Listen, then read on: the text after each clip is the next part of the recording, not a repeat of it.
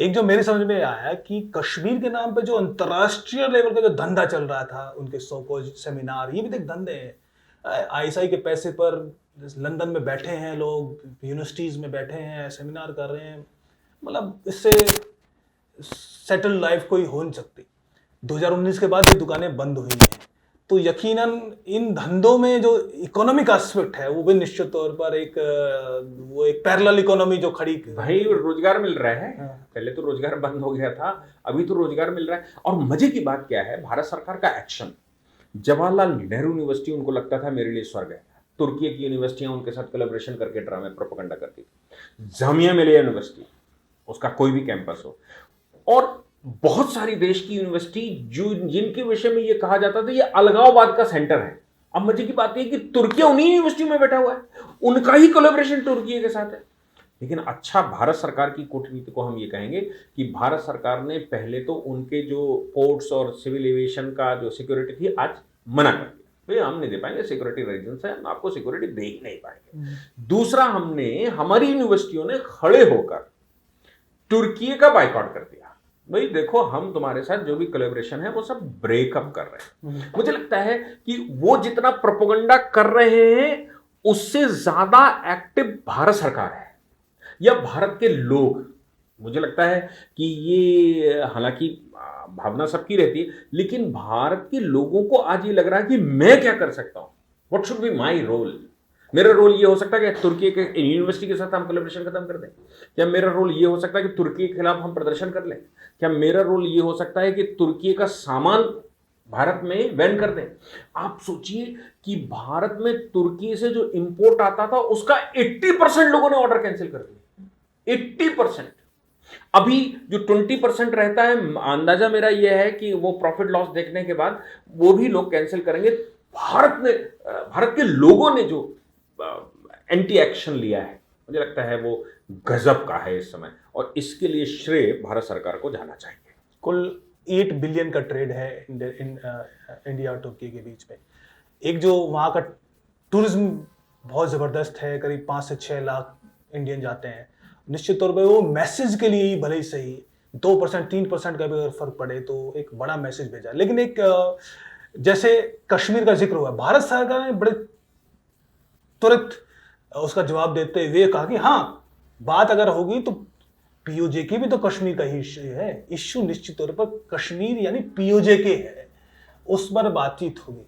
लेकिन एक चेंज जो यहाँ पर है, भारत सरकार का इरादा और भारत सरकार की नीति तो स्पष्ट है, लेकिन वो जो अंतर्राष्ट्रीय लेवल पर जो उसको बार बार उसको जो एक इको चैम्बर कह लें या कहेंगे, उसका दुनिया भर में संदेश पहुंचाना है, वो शायद भारत सरकार के पास अभी मिसिंग है। वो जो मैसेजिंग है ना, वो नेटवर्किंग जो है वो भारत सरकार को खड़ी करनी पड़ेगी। इस पर आपको मैं आपकी बात से करनी चाहिए कि नहीं करनी चाहिए? मैं आपकी बात से सहमत हूँ कि भाई युद्ध के जितने प्रकार होते हैं, अपने महाभारत के युद्ध को देखा होगा, रामायण के युद्ध को देखा होगा, वो धनुष से लड़ रहे हैं तो धनुष से लड़ते हैं, गदे से लड़ रहे हैं तो गदे से लड़ेंगे, भाले से लड़ रहे हैं तो भाले से लड़ेंगे।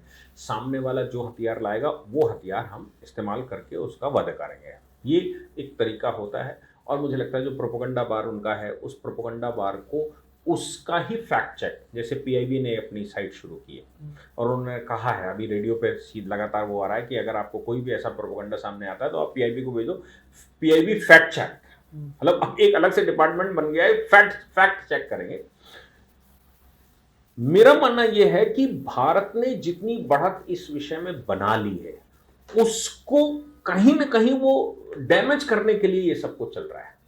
ये वो इस पर, जहां तक मैं मान रहा हूं, वो इस पर इनिशिएट तो कर रहे हैं, लेकिन वो अब जो डैमेज कंट्रोल है कि अब उनकी छवि बिल्कुल एकदम लद्दड़ हो गई है। वो जहां खड़े होते हैं उनको कोई पूछ नहीं रहा, समझ नहीं रहा, सारे संसार कह रहा है भाई आतंकवादी, तुम तो आतंकवादी लोग हो। अभी तो पाकिस्तान के लोगों के कुछ वीडियो आ गए जिनको यूरोप और अमेरिका में लोग कहने लगे तुम तो आतंकवादी हो ना, तुम पाकिस्तानी हो मतलब आतंकवादी देश से हो ना, ऐसा पूछने लगे सीधा।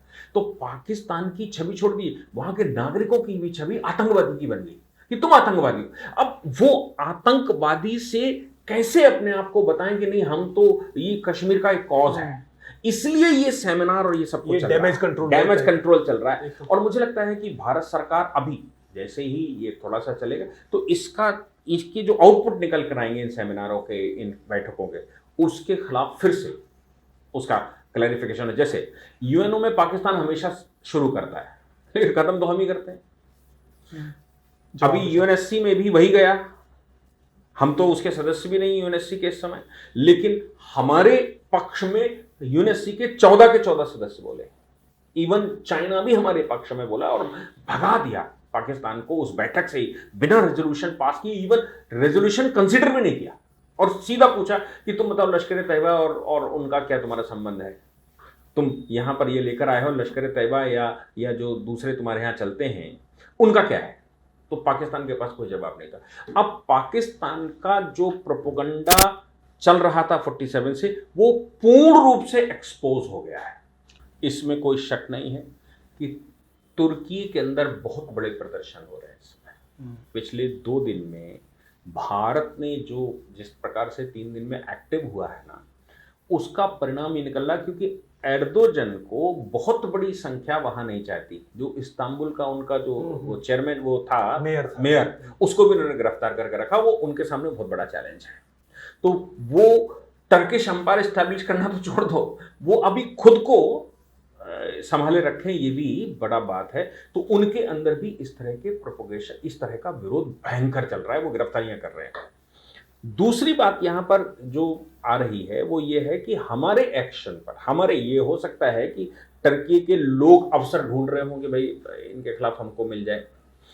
आसिम मुनीर डॉक्ट्रिन की जहां तक आप बात करते हैं, तो अगर इतिहास उठाकर देखोगे, रावण का अतिचारी होना, दुर्योधन का अतिचारी होना, घनानंद का अतिचारी होना, मुगलों का अतिचारी होना, ईसाइयों का, अंग्रेजों का अतिचारी होना, भारत ने बर्दाश्त नहीं किया और इनको सबको अपनी गति में जाना पड़ा। पाकिस्तान बिल्कुल वो व्यवहार कर रहा है जो रावण तो मैं कहता हूं विद्वान था, उसके अपने एथिक्स थे, उसका अपना एक सिद्धांत था। पाकिस्तान तो सिद्धांत लेस काम करता है ना। लेकिन टर्किश एम्पायर खत्म हुई थी, कुर्दिश एम्पायर खत्म हुई थी, मुगलिय सल्तनत खत्म हुई थी। ये परमात्मा का काम है कि इस प्रकार से शक्ति पाने के बाद अगर अतिचार होता है, या वो अतिवादी होता है, या अलगाववादी चरमपंथी हो जाता है, क्योंकि पावर मेक्स करप्ट और more power makes more corrupt. और पावर कभी कभी ऐसी भी हो जाती है जो संसार को प्रलय में ले जाना चाहती है, रावण जैसी। तो मुझे लगता है कि पाकिस्तान को अगर ये लगता है, दुस्साहस कर रहा है, आसिम मुनीर डॉक्ट्रिन जो सामने दिखाई दे रही है, उसका परिणाम ये निकलेगा कि पाकिस्तान खत्म हो जाएगा, उसका नक्शा ढूंढना मुश्किल हो जाएगा। और ऐसा नहीं है कि पाकिस्तान कोई पहली बार, अभी तो उसको 75 साल पहले ही बना है।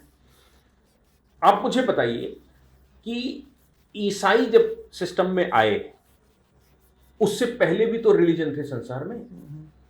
कहां है वो कंट्री, कहां है वो बेबीलोन, कहां है वो मेसोपोटामिया, कहां है? सब खत्म हो गए। यहूदी थोड़ा स्ट्रगल कर, यहूदी लंबे समय तक, एक समय पर यहूदियों ने भी अपना ठीक से खेला, बाद में वो भी हाशिए पर आ गए। फिर प्रॉफिट मोहम्मद के बाद जो उनके उत्तराधिकारी है, उन्होंने भी वही खेल खेलना शुरू कर दिया। उन्होंने भी संसार भर को फतेह करना, क्योंकि उनको लगता है कि रिलीजन उनकी शक्ति है, लोग उनके साथ जुड़ रहे हैं, अल्लाह के नाम से जुड़ रहे हैं, प्रॉफिट के नाम से जुड़ रहे हैं। और जैसे ही शक्ति आई, मतलब लोग उनके साथ आए, तो उनको लगा तो हम हिंदुस्तान संसार फतेह कर सकते हैं, वो करते हैं। लेकिन सब के सब खत्म हो गए। वो कहाँ है चंगेज खान के वंशज, वो कहाँ है कुर्दिस्तान के वंशज, वो कहाँ है तुर्किस्तान के वंशज? सर याद रखिएगा, जो संसार में भारत ने मैसेज दिया है कि हम न तो एग्रेसर होते हैं, न हम अतिवादी हैं, न हम चरमपंथी हैं, न हम विस्तारवादी हैं, यही कारण है कि संसार की सबसे पुरानी सभ्यता आज भी जीवित है। और ये जैसे उगते हैं बुलबुले की तरह, वैसे ही भारत के सनातन होने का मूल मंत्र भी यही है। और बहरहाल इतना तय है कि हम आने वाले दिनों में आसिम मुनीर का अंत अपनी आंखों से जरूर देखेंगे, ये इस बात का सार है। और इसके लिए हमें ज्यादा दिन तक इंतजार नहीं करना पड़ेगा। बहुत बहुत धन्यवाद सर, नमस्कार।